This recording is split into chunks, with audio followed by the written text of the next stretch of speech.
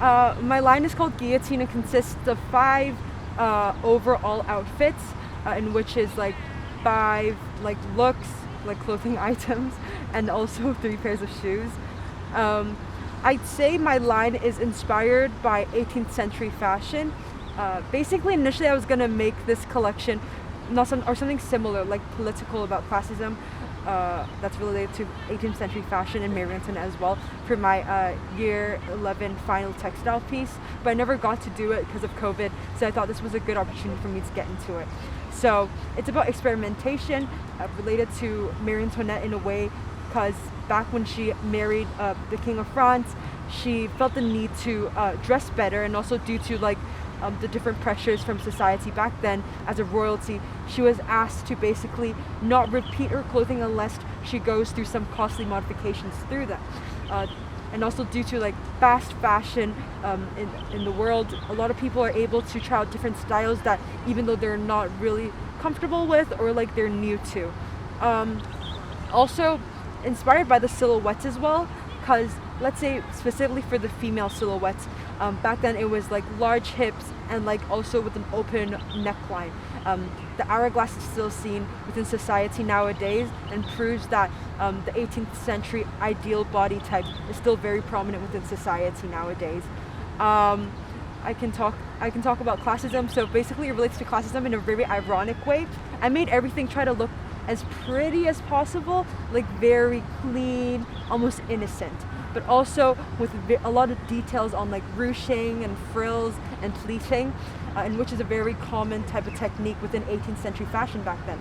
So it relates to classism in a way, even in my photo shoot where it was a tea party, trying to make people feel excluded. It was related to, that's why it's called guillotine, because it was how the whole French Revolution started. Yeah. Thank you. So my favorite feature about my line is also one of the most like hard parts that I've been through while making clothes. So my favorite part about my line is the fact that I actually experimented with new things, such as making dresses and making shoes. Because back then I was more comfortable in making shirts, pants, and jackets. Making dresses and shoes were something new to me. So making dresses was a hard task for me because it has to fit the models perfectly since my fabrics are not stretchy. And also the shoes part I thought really added into like my brand and like who I am and what I represent within my collection and how I want to be seen, because I know a lot of designers don't look out for like little details within their collections, but I found out, since this is like my second collection, but I did a lot of projects in between, that details are everything. So I made the shoes myself, made sure they're matching, and also it relates to how the looks look. Also, it is actually tailored to make sure that all of the girls were the same height. So I made the shoes different inches tall depending on their height so that everybody could be equally tall, and therefore when photographed in photos look as great, just as good. Also, one of my favorite features is that on the day of the shoot I got everyone matching rings, and I also got everyone to paint their fingernails, even the guys. So all nails are the colors that were lacking in their clothing, just to make up for that. Therefore, when I'm taking the photos for the tea party, you can see them show.